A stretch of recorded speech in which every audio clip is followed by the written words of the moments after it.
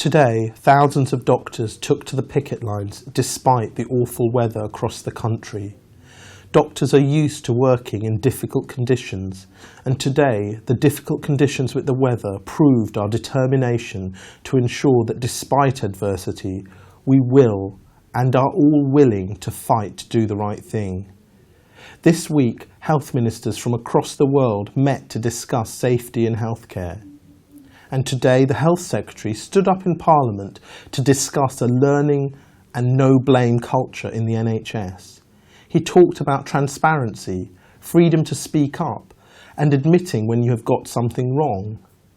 How ironic on a day when thousands of doctors across England stood tall to voice how they feel their generation has been betrayed by imposition.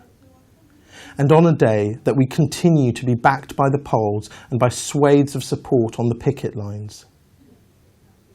The Health Secretary likes to compare himself to Nye Bevan, but we don't need history lessons. We need to understand the core message of Bevan, which was to fight for the NHS, not short-term expediency.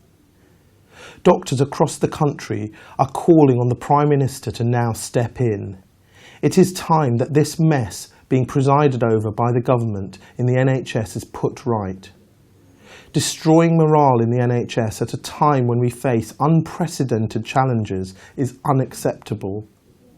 We are faced with a Department of Health that is in crisis, both financially and due to poor leadership, driven by politics rather than patients. We ask the Prime Minister to step in, listen to doctors, patients and everyone in the NHS when we ask to reconsider the imposition of this contract. We are one profession. We stand together.